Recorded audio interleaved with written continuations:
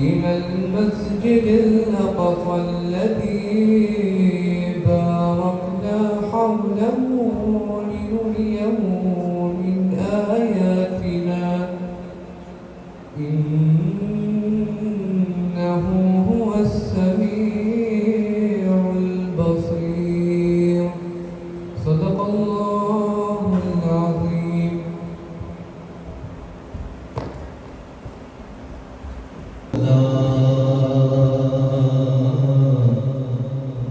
وسلم عليك يا حبيب الله. عرش سے نور چلا اور حرم تک پہنچا، سلسلہ میرے گناہوں کا کرم تک پہنچا، سلسلہ میرے گناہوں کا کرم تک پہنچا۔ اور تیری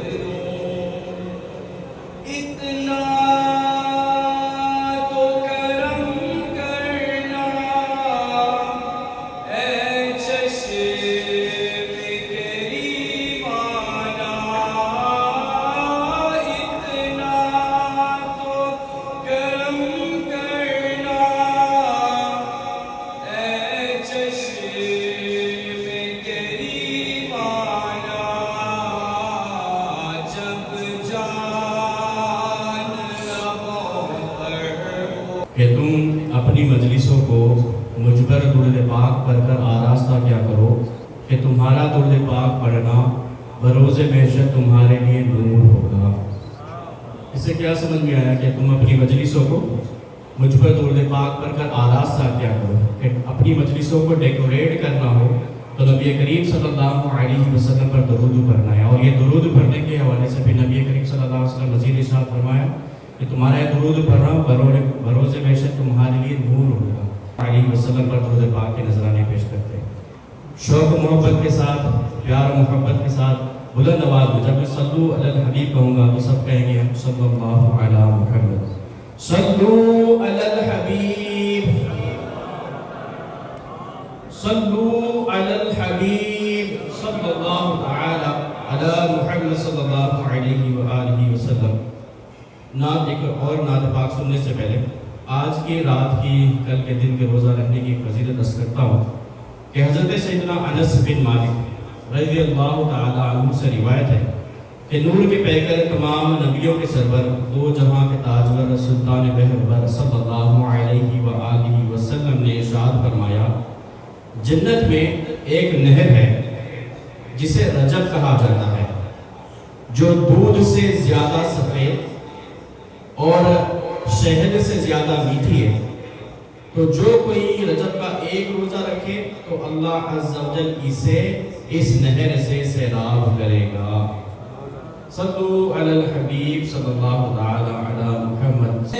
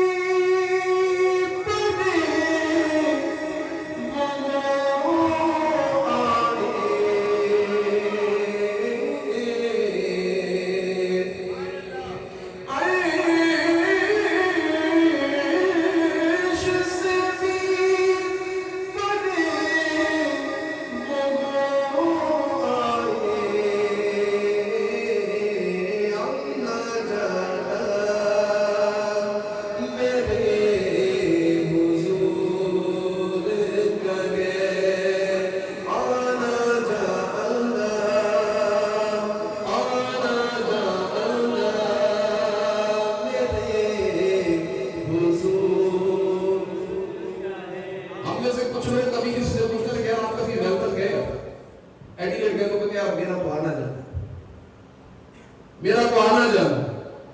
اس شعر میں شاعر یہ بتانا چاہتا ہے کہ جسمانی معراج بھلے ایک مرتبہ ہوئی، روحانی معراج حضور کی کئی مرتبہ ہو چکی. حضور روحانی طور پر تو کئی مرتبہ جا چکے، جسمانی طور پر ایک گئی ہے. تو اسی کو دیکھتے ہیں کہتے ہیں آنا جانا میرے حضور کا ہے حق تعالی آیاتنا انہو هو السمیع البصیر. صدق اللہ العظیم وصدق رسولہ النبی الکریم ونحن علی ذلک لمن الشاہدین والشاکرین والحمد للہ رب العالمین. آج کی رات معتبر اور مستند تاریخوں سے یہ بات ثابت ہے کہ حضور علیہ السلام کو اللہ تبارک و تعالیٰ نے آج کی رات سفر معراج کروایا. سفر معراج کے متعلق ہمارا اہل سنت و جماعت کا عقیدہ کیا ہے؟ ہمارا عقیدہ یہ کہ اللہ تبارک و تعالیٰ نے اپنے پیارے حبیب علیہ السلام کو رات کے مختصر حصے میں مسجد اقصی سے مسجد حرام سے مسجد اقصی، پھر مسجد اقصی سے آسمان، اور پھر آسمانوں سے لامکان تک کی سیر ہے. اور پھر حضور نے اللہ کا دیدار کیا، جنت اور دوزخ کا مشاہدہ کیا، اور پھر اس کے بعد حضور کو نمازوں کا تحفہ ملا. پھر حضور واپس تشریف لائے زمین پر، اپنی آرام گاہ پر حضور نے آرام کیا اور فجر کی نماز ادا فرمائی. یہ سفر معراج کے متعلق ہمارا عقیدہ ہے. کچھ لوگ سرے سے سفر معراج کا انکار کرتے ہیں، کہتے ہیں معراج ہوئی نہیں تھی. یاد رکھیے گا معراج 3 حصوں میں ہوئی تھی. ایک مسجد حرام سے مسجد اقصی، دوسری مسجد اقصی سے آسمان، تیسری آسمانوں سے لامکان. اگر کوئی شخص کہے کہ نہ مسجد حرام سے مسجد اقصی تک ہوئی نہ آسمانوں کی ہوئی، تو اب اس کا حکم سن لیں. مسجد حرام سے مسجد اقصی تک کی جو معراج ہے، یہ معراج قرآن کی آیت سے ثابت ہے. اگر کوئی سرے سے انکار کرتے کہ معراج ہوئی نہیں، تو وہ دار اسلام سے خارج ہو جائے، کیونکہ قرآن کی آیت کا انکار کر رہا ہے. اللہ نے قرآن میں ارشاد فرمایا سبحان الذی اسری بعبدہ لیلا من المسجد الحرام الی المسجد الاقصی. پاک ہے وہ ذات جو اپنے بندے کو لے گیا راتوں رات مسجد حرام سے مسجد اقصی. اب اگر کوئی اس کا انکار کرتا ہے تو وہ کافر ہو جائے. دوسری معراج ہے مسجد اقصی سے آسمانوں کی، اور یہ معراج کئی ساری حدیثوں سے ثابت ہے، صحیح حدیثوں سے ثابت ہے. اور وہ صحیح حدیثیں اتنی ہیں کہ وہ متواتر کے درجے کو پہنچ جاتی ہیں. یہ متواترہ حدیث کی ایک قسم ہے. اس کا انکار کرنے والا گمراہ ہے اور بددین ہے. تیسری معراج جو آسمانوں سے لامکان تک کی ہے، یہ معراج ثابت ہے خبر واحد سے، اور خبر واحد کا انکار کرنے والا گمراہ نہیں ہوتا، البتہ گناہگار ضرور ہوتا. تو یہ 3 اسٹیپس تھے معراج کے. اچھا ہم آیت مبارکہ کی طرف آتے ہیں. عموماً جب سفر ہوتا ہے تو اس میں تقریباً 9 چیزیں ملحوظ خاطر ہوتی ہیں کہ بھئی سفر کس نے کروایا، کس کو کروایا، کس وقت کروایا، وہ سفر طویل تھا یا مختصر تھا، بہت زیادہ لانگ تھا یا شارٹ تھا. اچھا سفر کہاں سے کروایا، کہاں تک کروایا، جہاں سفر کروایا اس جگہ کی خصوصیت کیا ہے، ٹھیک ہے، اور اس کے بعد یہ سفر کیوں کروایا، اور یہ سفر تھا یا سیر تھی. یہ تقریباً 9 باتیں ہوتی ہیں. ہم بچپن سے سنتے آ رہے ہیں کہ قرآن کے اندر اللہ تعالیٰ نے علوم کا سمندر جمع کیا. صرف سورہ فاتحہ میں امام غزالی فرماتے ہیں 14 لاکھ علوم چھپے ہوئے، ہمیں پتہ ہی نہیں. اب آپ قرآن کی اس ایک آیت کو کھول کے دیکھیں، اللہ تعالیٰ نے اس ایک آیت میں 9 سوالوں کا جواب دیا. پہلا سوال کیا تھا؟ سفر کس نے کروایا؟ اللہ نے فرمایا سبحان الذی، جو لے گیا وہ پاک ہے. کس کو کروایا؟ بعبدہ، اپنے خاص بندے کو. اچھا کب کروایا؟ فرمایا اسرا، رات کے وقت. کتنی دیر میں کروایا؟ لیلا، رات کے مختصر حصے میں. کہاں سے کروایا؟ من المسجد الحرام، مسجد حرام سے. کہاں تک کروایا؟ الى المسجد الاقصی، مسجد اقصی تک. اچھا اس جگہ کی خصوصیت کیا ہے؟ فرمایا الذی بارکنا حولہ، اس کے ارد گرد ہم نے برکت رکھی ہے. کیوں کروایا؟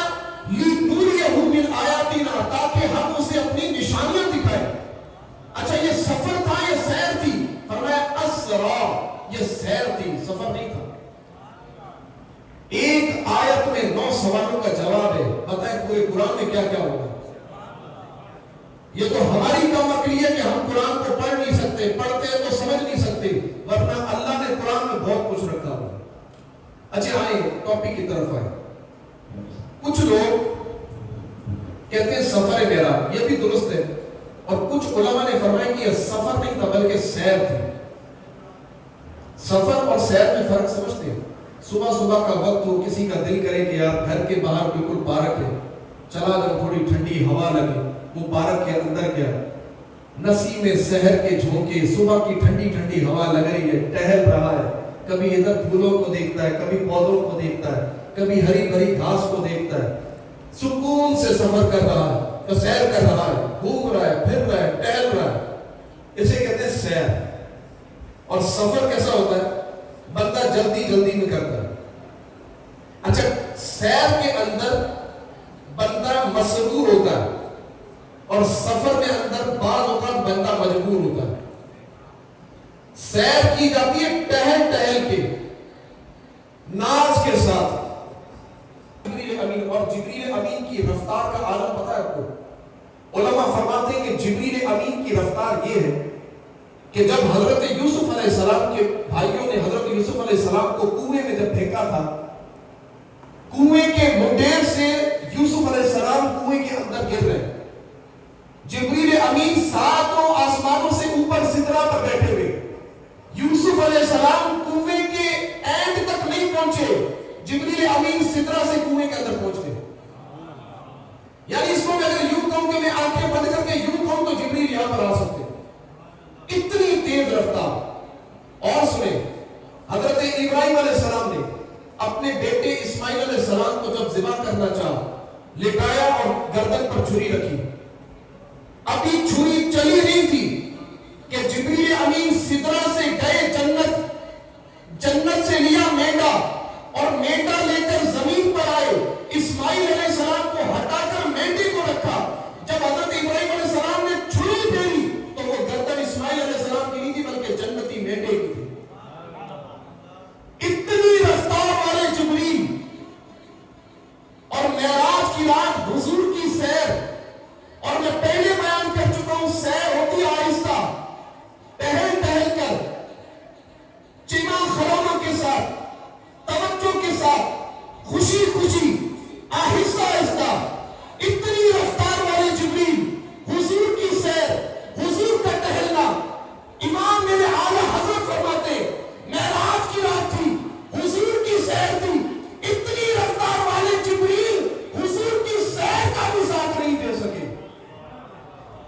حضور کی سیر کا بھی ساتھ نہیں دے سکے. میرے امام فرماتے چلا وہ سروے چما گراما، نہ رک سکا سدرہ سے بھی داما، پلک جھپکتی رہی وہ کف کے، زمین و آن سے گزر چکے تھی. آپ مجھے بتائیں جس نبی کی سیر ایسی ہوگی اس کا سفر کیسا ہوگا؟ جس نبی کی سیر ایسی ہو کہ جب وہ معراج کی رات عرش کے اوپر ٹہل کر چلے، جبریل ساتھ نہ دے سکے، وہ نبی جب سفر پر نکلے تو ان کی رفتار کا عالم کیا ہوگا؟ اور یہاں پر ایک اور بات عرض کروں، امتی جب پریشان ہو کر نبی کو بلائے تو نبی سیر کرتے ہوئے نہیں بلکہ سفر کرتے ہوئے آئے.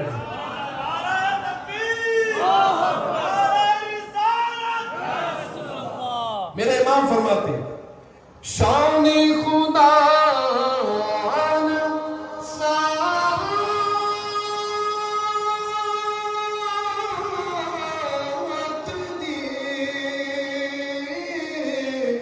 جس کی خدمت کا وہ سے تعظمی جسے ہلکی سی ایک اڑان گئے صلی علی نبینا صلی علی محمد صلی علی کریمنا صلی علی محمد. اچھا معراج جو حضور علیہ السلام کو کروائی گئی تھی اس کی حکمت کیا تھی؟ علماء فرماتے ہیں کہ حضور علیہ السلام کو جتنے بھی معجزات ملے، مثلا قرآن پاک حضور علیہ السلام کا سب سے بڑا معجزہ ہے. قرآن پاک کے بعد حضور کی معراج حضور کا سب سے بڑا معجزہ ہے. ہم شاید ابھی تک معراج کے کنسپٹ کو سمجھ نہیں سکے. اس کو یوں سمجھیں کہ حضرت موسیٰ علیہ السلام نے جس رب کے دیدار کے لیے اسی رب سے دعا کی تھی اور فرمایا گیا تھا لن ترانی، اے موسیٰ تم ہرگز نہیں دیکھ سکتے، اسی حبیب کو رب نے معراج کی رات بلا کر اپنا ایک بار نہیں بلکہ 2 بار دیدار کرو. ہاں تو سوچے معراج کتنی بڑی، کتنا بڑا معجزہ ہوگا. یہ کروائی کیوں گئی تھی؟ علماء نے اس کی کئی ساری حکمتیں لکھی. فرمایا ایک حکمت یہ تھی کہ حضور علیہ السلام جب اپنی والدہ کے پیٹ میں تھے اس وقت آپ کے والد کا انتقال ہو گیا. 6 سال کی عمر میں حضور علیہ السلام کی والدہ کا انتقال. 8 سال کی عمر جب حضور کی ہوئی تو آپ کے دادا کا انتقال، اور پھر کچھ ہی عرصے میں ابو طالب کا اور پھر حضرت خدیجہ رضی اللہ تعالیٰ عنہ کا انتقال ہوا. پھر اس کے بعد حضور نے جو اعلان نبوت کے بعد مکے کے کفار نے الگ تنگ کیا. جب آپ طائف کے میدان میں گئے تو انہوں نے الگ حضور علیہ السلام کو تنگ کیا. تو ان ساری معاملات کی وجہ سے حضور کے دل پر ایک ملال کی کیفیت تھی، حضور کے دل پر ایک رنج تھا. اللہ تعالیٰ نے اپنے حبیب کو اپنا دیدار کرا کے حضور کے اس رنج کو دور کر دیا. اور دوسری حکمت بڑی پیاری حکمت، درۃ الناصحین کے اندر ایک حدیث ہے. وہ حدیث یہ افتخرت الارض علی السماء، زمین اور آسمان کی ایک مرتبہ آپس میں بات چیت ہوئی. زمین آسمان کو کہنے لگی اے آسمان مجھے دیکھ اللہ نے مجھ پر کتنی نعمتیں اگائی ہیں، مجھ پر پھول ہے، پودے ہیں، سبز گھاس ہے، بڑے بڑے درخت ہیں. آسمان نے کہا اچھا ایسی بات ہے، بتا ان پھولوں اور پودوں کو اگانے کے لیے پانی کہاں سے آتا ہے؟ پانی تو میں بھیجتا ہوں. زمین نے کہا اچھا ایسی بات ہے تو مجھ پر بہت بڑے بڑے پہاڑ ہیں، مجھ پر اتنا بڑا سمندر ہے. تو آسمان نے کہا کہ مجھ پر سورج اور چاند اور ستارے، مجھ پر سورج چاند اللہ کی نشانیاں ہیں، روشنیاں ہیں. زمین نے کہا اچھا ایسی بات ہے مجھ پر مدینہ ہے، مجھ پر مدینہ ہے. زمین کا یہ تانا سن کر آسمان کی کمر جھک گئی. اب آپ بولیں گے کمر کیسے ہوتی؟ آپ نے کبھی آسمان کو دیکھا ہو تو دور جب آسمان پر نظر جاتی ہے دور سے آسمان جھکا ہوا نظر آتا ہے، ایسا لگتا ہے کہ آسمان جھکا ہوا. میرے امام سید اعلیٰ فرماتے ہیں خم ہو گئی پشتے فلک اس تانا زمین سے، سن ہم پہ مدینہ ہے وہ رتبہ ہے ہمارا. خم ہو گئی پشتے فلک اس تانے زمین سے، خم ہو گئی پشتے فلک اس تانے زمین سے، سن ہم پہ مدینہ ہے وہ رتبہ ہے ہمارا، سن ہم پہ مدینہ ہے وہ رتبہ ہے ہمارا، سن ہم پہ مدینہ ہے وہ رتبہ ہے. اب آسمان لاجواب ہو گیا. اب آسمان کے پاس کوئی جواب نہیں تھا. اپنے گھر میں ہوتا تو جبریل آتا کیسے؟ اسی لیے اللہ نے ام ہانی کے گھر آرام کروایا کہ حبیب کے گھر میں تو بغیر اجازت نہیں جا سکتے، ام ہانی کے گھر میں جا سکتے. ام ہانی کے گھر حضور نے آرام فرمایا، چھت کھلی اور جبریل امین تشریف لائے. اچھا یہاں پر بھی ایک حکمت، چھت کھلی، چھت کھول کر کیوں آئے؟ دروازے سے آ جاتے ہیں بھائی، ہم جب کسی کے گھر جاتے ہیں تو دروازے سے جاتے ہیں نا، یا چھت سے جاتے ہیں؟ دروازے سے جاتے ہیں، تو چھت سے کیوں آئے؟ اس کی بڑی پیاری حکمت علماء نے بیان فرمائی. کہا بات یہ تھی، حضور آرام فرما رہے تھے، جب چھت کھلی اللہ کی رحمتیں سیدھی حضور کے بددعا والے چہرے کے اوپر گری. تو چھت کھلنے میں حکمت یہ تھی کہ رحمتیں سیدھی حضور کے چہرے پر آئے. اچھا جبریل امین حضور کے پاس آئے، حضور آرام فرما رہے، اب پریشان کہ حضور کو اٹھاؤں کیسے؟ اب سمجھ نہیں آ رہا کہ حضور کو اٹھاؤں کیسے، کیسے بتاؤں کہ معراج کرا لیں. اللہ کے دربار میں عرض کرنے لگے، یا اللہ بتا تیرا حبیب آرامی ہے، اسے کیسے بتاؤں معراج کرا لیں. اللہ نے فرمایا جبریل اٹھا کر بے ادبی نہ کرنا. تو کہا یا اللہ پھر میں کیسے بتاؤں؟ ایک روایت کا مفہوم ہے کہ حکم ہوا جاؤ جنت میں. جبریل امین جنت میں گئے، فرمایا نوری آئینے کے اندر اپنا پورا جسم دیکھو. جبریل امین نے اپنا جسم دیکھا، فرماتے اللہ نے میرا پورا جسم نور کا بنایا، یہ میرے ہونٹ جو تھے وہ مشک اور کافور کے بنائے تھے. عرض کرتے مولا تو نے میرا پورا جسم نوری بنایا، یہ ہونٹ مشک اور کافور کے بنائے، اس کی کیا حکمت ہے؟ اللہ نے فرمایا جبریل مجھے معلوم تھا تو معراج کے لیے جائے گا، میرا حبیب آرامی ہوگا، تو اسے جگائے.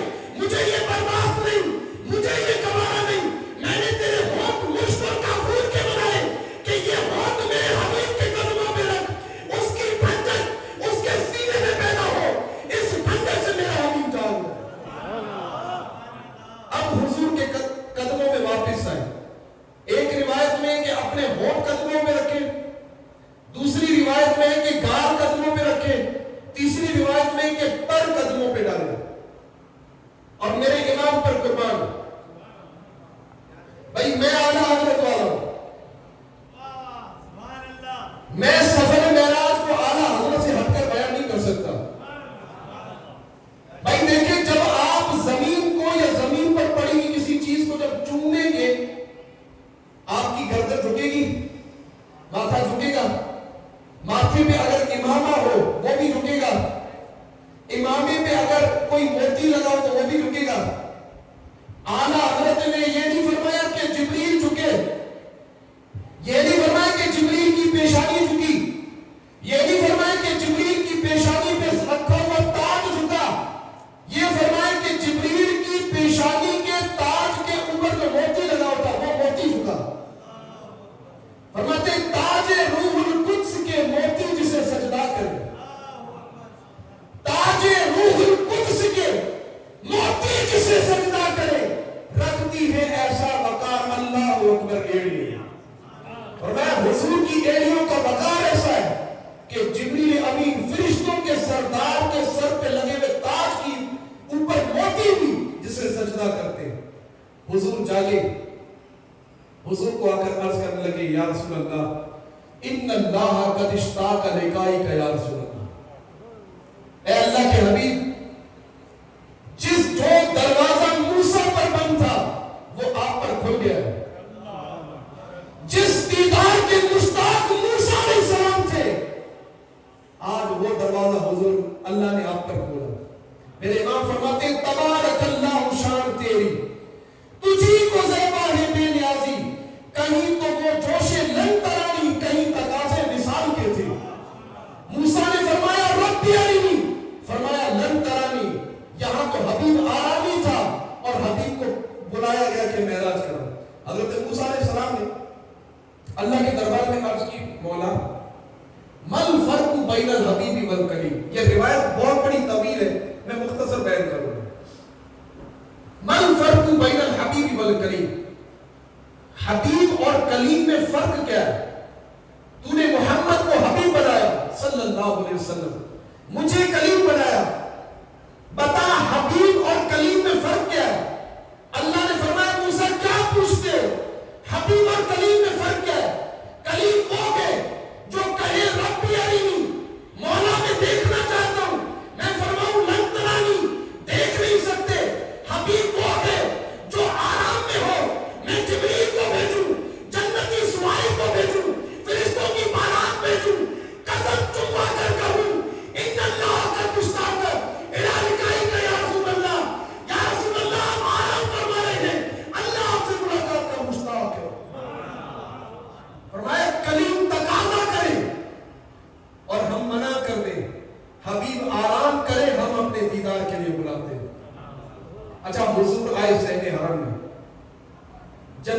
سواری براق موجود، اور یہ براق عام براق نہیں تھا، جنت کے 40,000 براقوں میں سے اس کا انتخاب ہوا۔ اچھا براق پر حضور آئے، ایک یہاں پہ ایک سوال کرو،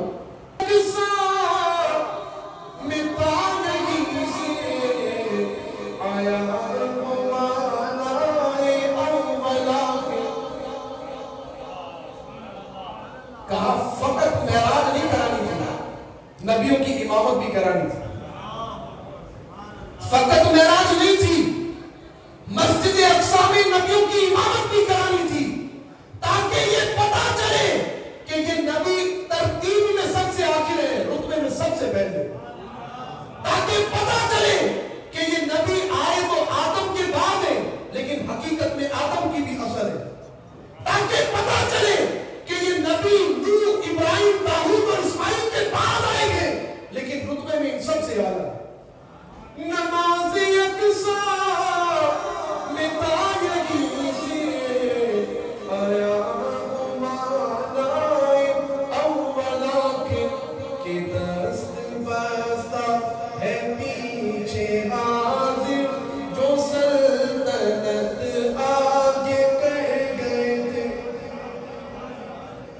حضرت سلیمان علیہ السلام پوری دنیا کے بادشاہ تھے، پوری دنیا کے بادشاہ تھے، لیکن وہ بھی ہاتھ باندھ کر مسجد اقصی میں میرے نبی کے پیچھے کھڑے تھے۔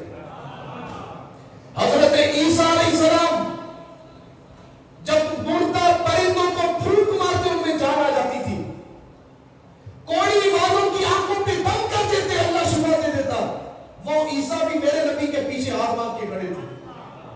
حضرت موسیٰ علیہ السلام جو کوہ طور پر جا کر اللہ سے کلام کرتے تھے، وہ موسیٰ علیہ السلام بھی نماز اقصی میں حضور کے پیچھے ہاتھ باندھ کے کھڑے تھے۔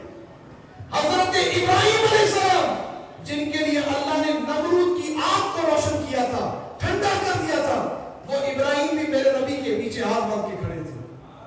تو فرمایا یہ بتانا مقصد تھا کہ یہ ترتیب میں سب سے آخر ہے لیکن رتبے میں سب سے پہلے۔ 8 بندے جس کے ارد گرد گھومے وہ شخصیت ہے، 2,40,000 نور جس کے ارد گرد گھوم رہے ہیں، بتائیں اس کی شخصیت کیسی ہوگی؟ اچھا اب سنیں، یہ 2,40,000 نوروں کے درمیان حضور تشریف لے کر جا رہے ہیں، حضور آسمانوں کی طرف سفر کر رہے ہیں، اللہ نے حکم دیا اے حبیب آج اپنے نوری حجابات میں سے ایک پردے کو ہٹا دے، تیرے چہرے پر جو آج 70,000 پردے ہیں ایک پردے کو ہٹا دے۔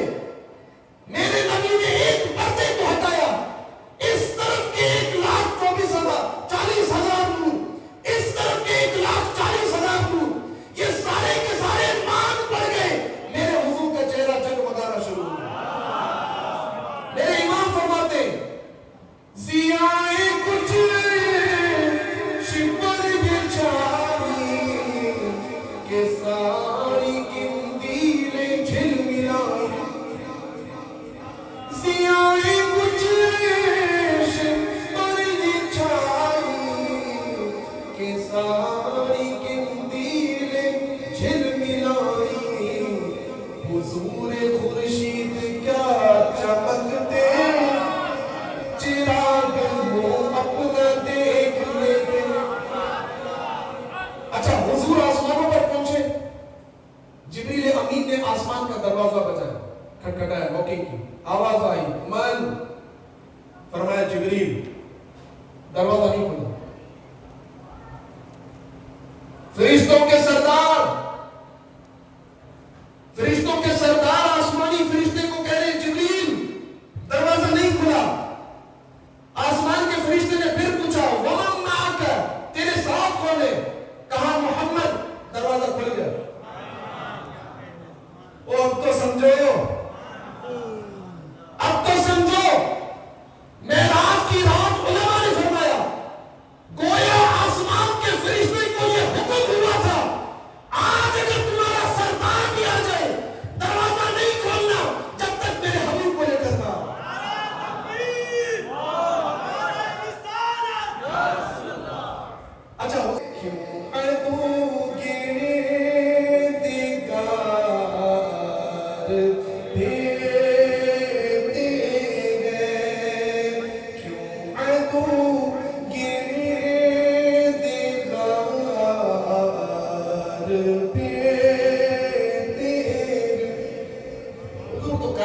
جان ہے. فرماتے ہیں وہ نہ تھا تو باغ میں کچھ نہ تھا, وہ نہ ہو تو باغ ہو سب فنا, وہ ہے جان جان سے ہے بقا, وہی بن ہے بن سے ہی بار. حضور کائنات کی اصل ہے, حضور کائنات کی بنیاد ہے. جب حضور کائنات سے تشریف لے جائیں تو پھر کائنات چلتی نہیں. اچھا حضور تشریف لائی, اپنے در دولت پر آرام کیا, صبح کا وقت ہوا, حضور علیہ السلام نے ایک بوڑھی عورت کو دیکھا, وہ روئے چلی جا رہی تھی. آقا علیہ السلام نے اس سے پوچھا کہ تم رو کیوں رہی؟ وہ کہنے لگی کہ میں ایک غیر مسلم شخص کی باندھی ہوں, کنیز ہوں, بوڑھی ہوں. اس نے آٹا پسوانے کے لیے مجھے کچھ گندم دی تھی, میں بیمار تھی, میں اپنا وزن اٹھا نہیں سکی اس کا گندم کا, تو تھوڑی دیر ہو گئی, صبح ہو گئی, اب میں جاؤں گی تو وہ مجھے مارے گا. تو حضور علیہ السلام نے فرمایا کہ بڑھیا رو مت, میں تیرے ساتھ چلتا ہوں. حضور اس کے ساتھ تشریف لے کر گئے اور وہ آٹے کی بوری حضور نے اپنے کندھے پر رکھی. یہ ذرا یہاں پر رک کر اگر ہماری توجہ دلاؤں, آج ہمیں کوئی منصب ملے, کوئی اسٹیٹس ملے, آپ بتائیں کیا ہم اپنے سے چھوٹے کو لفٹ کرانا پسند کرتے ہیں؟ اللہ معاف کرے, اپنے سے جو چھوٹا اسٹیٹس ہو, جس کا جو غریب ہو, اس سے بات کرنا پسند نہیں کرتے. اور نبیوں کے سردار کی شان دیکھیں, ابھی معراج کر کے آئے, اللہ کا دیدار کر کے آئے, اور عاجزی اور سادگی کا عالم یہ کہ آٹے کی بوری حضور نے اپنے کندھوں پر اٹھائی, اس بوڑھی عورت کے ساتھ چل رہے, اس غیر مسلم کے گھر پہنچے, اس کے گھر کا دروازہ کھٹکھٹایا. وہ جب باہر نکلا, حضور نے اس سے فرمایا کہ اس بوڑھی عورت سے, بیچاری بیمار ہے, دیر ہو گئی ہے, تو تم برائے کرم اسے کچھ کہنا نہیں, معاف کر دینا, اور یہ اپنا آٹا تم قبول کرو. تو اس غیر مسلم نے جب حضور کو دیکھا تو حضور کو دیکھ کر کہنے لگا کہ آپ کو رات کو معراج کرائی گئی تھی, آپ معراج کر کے آئے؟ حضور نے فرمایا ہاں میں کر کے آیا ہوں, لیکن تمہیں کیسے پتا؟ ابھی تو میں کسی سے ملا نہیں, ابھی تو میں نے کسی کو بتایا نہیں, تمہیں کیسے پتا چلا؟ وہ فوراً گھر کے کمرے میں گیا اور جو آسمانی کتاب اس کے پاس رکھی تھی وہ نکال کر لایا اور کہتا ہے اس آسمانی کتاب میں لکھا ہوا ہے نبی آخر الزمان کو جس رات معراج کرائی جائے گی, اگلی دن اگلی صبح وہ ایک غیر مسلم کی کنیز کے آٹے کا تھیلا اپنے کندھوں پر اٹھا کر لائے گا. آپ آئے گے, یہ اس بات کی دلیل ہے کہ آپ اللہ کے آخری نبی, اور وہیں پر کلمہ پڑھ کر وہ مسلمان ہو گئے. اچھا حضور مکے میں حرم میں آئے, سب لوگوں کو جمع کیا اور ان لوگوں کو حضور نے بتایا کہ اللہ نے مجھے معراج کرایا. میں مسجد اقصی کو دیکھا, پھر اس کے بعد میں آسمانوں پر گیا, میں نے اللہ کا دیدار کیا, جنت اور دوزخ کا مشاہدہ کیا, پھر میں واپس پلٹ آیا. مکے کے کفار کہنے لگے کہ بھلا ایسا بھی ہو سکتا ہے ایک شخص آسمانوں پر جائے اور ایک ہی رات میں واپس پلٹ کر آ جائے. اب یہ جانتے تھے کہ حضور مسجد اقصی کبھی بھی نہیں گئے. انہوں نے آپس میں مشورہ کیا کہ چلو حضور سے سوال کرتے ہیں, محمد سے سوال کرتے ہیں کہ مسجد اقصی کے گیٹ کیسے تھے, دیواروں کا نقش و نگار کیسا تھا, کیونکہ یہ تو کبھی گئے نہیں تو ان کو پتا بھی نہیں ہوگا, جب نہیں پتا ہوگا تو ان کی بات غلط نکلے گی. یہ جب حضور سے سوال کرنے کے لیے آگے بڑھے, اللہ نے جبریل امین کو فرمایا اے جبریل فوراً زمین پر جاؤ, مسجد اقصی کو اٹھا کر میرے حبیب کی آنکھوں کے سامنے رکھو. میں نے اپنے حبیب کو معراج اسی لیے نہیں کروائی تھی کہ تو مسجد اقصی کے دروازے دیکھے, اس کی دیواریں دیکھے, تو مسجد کو اٹھا میرے حبیب کی آنکھوں کے سامنے رکھ, وہ سوال کرتے جائے, میرا مصطفیٰ دیکھ کے جواب دیتا جائے. اب وہ سوال کرتے گئے, حضور دیکھ دیکھ کے جواب دیتے گئے. ابو جہل نے کہا کہ یہ موقع بڑا اچھا ہے, فوراً سیدنا ابو بکر صدیق کے گھر گئے, گھر کا دروازہ بجایا. ابو بکر صدیق رضی اللہ تعالیٰ عنہ باہر تشریف لائے. ابو بکر صدیق کو فرمانے لگے ابو بکر ایک بات تو بتاؤ, کیا ایسا ممکن ہے کہ کوئی شخص کہے کہ میں راتوں رات آسمان پر گیا, مسجد اقصی گیا, وہاں سے آسمان پر گیا, وہاں سے سدرۃ المنتہا گیا, پھر اللہ کا دیدار کیا, پھر جنت دیکھی, پھر جہنم دیکھی, پھر واپس آیا, آرام کیا اور فجر میں نے حرم میں پڑھی. ایسا ہو سکتا ہے؟ ابو بکر صدیق نے فرمایا ایسا تو نہیں ہو سکتا. کہا نہیں ہو سکتا نا؟ کہا نہیں. کہا تمہارے نبی نے کہا ہو سکتا ہے. ابو بکر صدیق نے فرمایا حضور نے کہا ہے تو ہو سکتا ہے. ویسے تو یہ ممکن نہیں ہے، لیکن اگر حضور نے کہا لقال محمد لصدق ہے تو سچ کہا. حضور کے دربار میں آئی، یا رسول اللہ آپ نے رات کو معراج کی تھی. حضور نے ساری معراج بیان کی. ابو بکر صدیق نے فرمایا میں نے تصدیق کی. ایک روایت کے مطابق حضرت ابو بکر صدیق کا لقب صدیق اس واقعے کے بعد پڑا تھا، تصدیق کرنے بعد. اچھا یہاں پر رک کر ایک سوال کروں. ہم ٹائم تو خیر بہت زیادہ ہو گیا، اتنا ٹائم تھا نہیں میرے اس میں. ایک سوال ہے چھوٹا سا، اس کے بعد میں انشاءاللہ بیان ختم کروں. میں اگر آپ کے پاس کوئی تحفہ لے کر آؤں، کوئی گفٹ، آپ قبول کریں گے؟ کرنا چاہیے نا.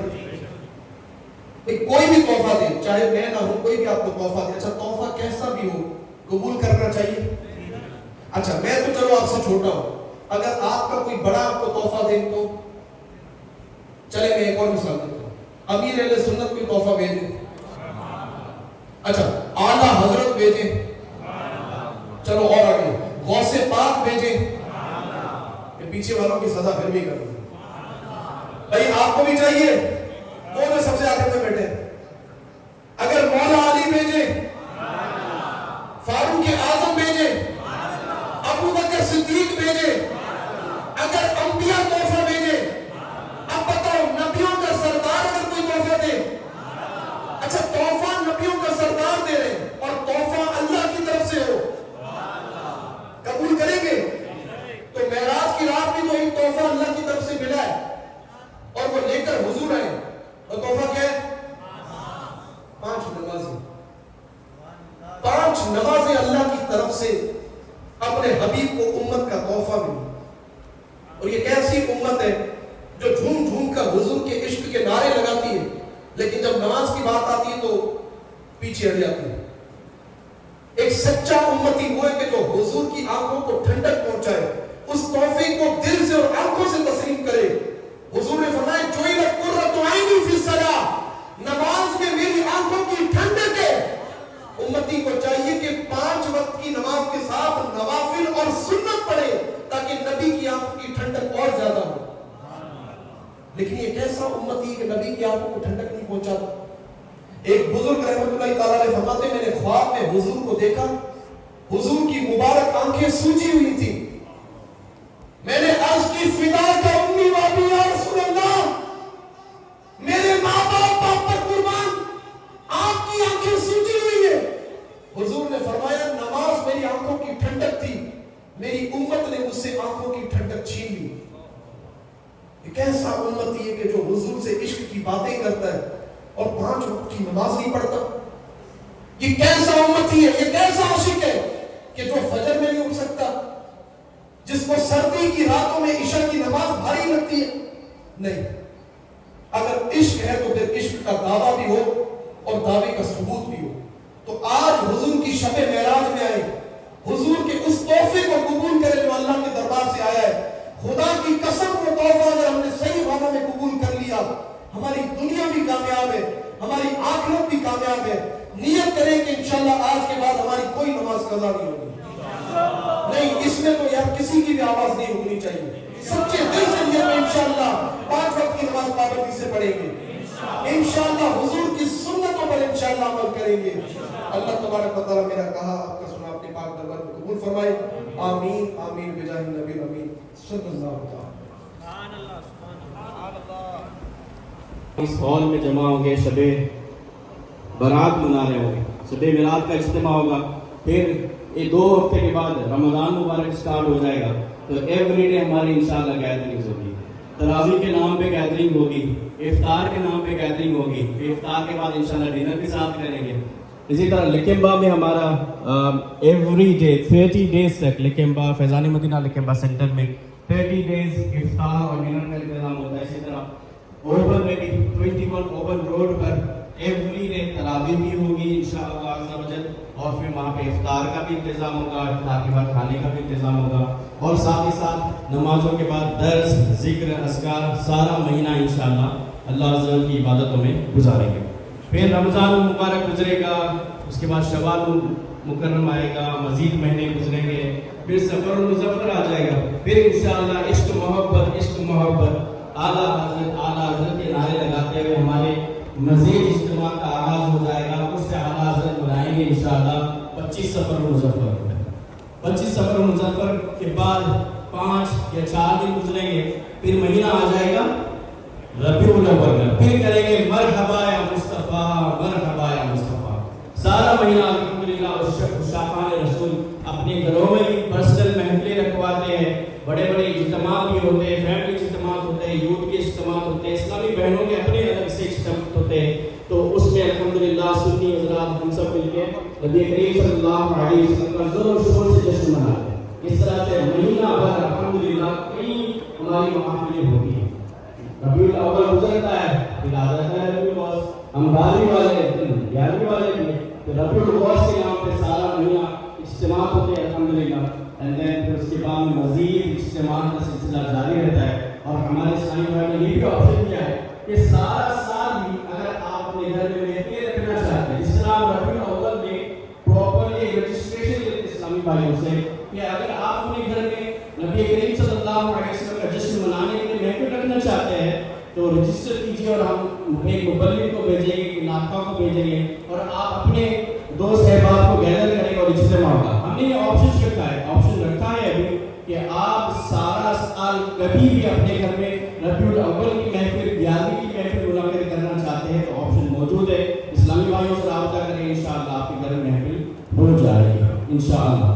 اسی طرح سارا سال کسی نہ کسی انداز سے ہماری محفل ہوتی ہے۔ ہم نے بیٹھ کے دیکھا کہ سارا سال کتنی محفلیں کرتے ہیں دعوت اسلامی والے، صرف اور صرف سڈنی کے اطراف میں ہم جو اجتماع کرتے ہیں اٹس مور دین 1000 محفلیں۔ Can you imagine?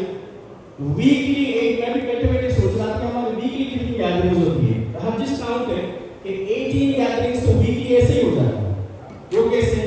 ہمارے ایوری فرائیڈے کو 13 جمعہ کی نماز دعوت اسلامی مسافروں کے تحت کروائی جاتی ہے، جس میں 10 مقامات پر، بعض مقامات پر 2 جماعتیں ہوتی ہیں، اس طرح۔ اور ایوری ویک 5 ویکلی گیدرنگز اجتماعات ہوتے ہیں۔ یہ تو صرف اسلامی بھائیوں کی کاؤنٹنگ ہو رہی ہے۔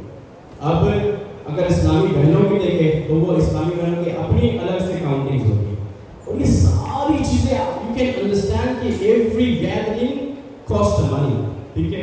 کھانے کا خرچہ، ہال کا خرچہ، سارے انتظامات کے خرچے سب کچھ ہوتے ہیں۔ وہ کیسے ہوتے ہیں؟ آپ کے چندوں سے ہوتے ہیں، آپ کے صدقے سے ہی یہ ساری 1000 یا 1200 2000 3000 12000 کی محفل ہو جائے گی تو ہوگی وہ ہمارے اور آپ کے صدقے سے ہی ہوگی۔ جس آقا و مولا صلی اللہ علیہ وسلم کی شان آج ہم نے سنی ہے، کیسے کیسے آقا صلی اللہ علیہ وسلم کی کرامات ہم نے، معجزات ہم نے سنے ہیں، وہی نبی کریم صلی اللہ علیہ وسلم کے کچھ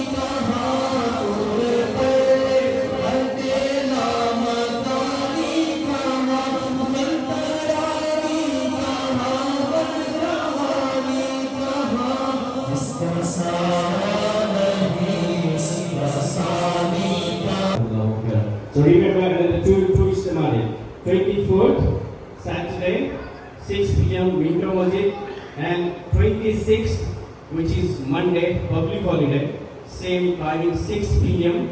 This will be a youth talk in Lakemba, Fezane Medina Islamic Center, Lakemba. This is 74 Halden Street, Lakemba. It's about the Commonwealth Bank.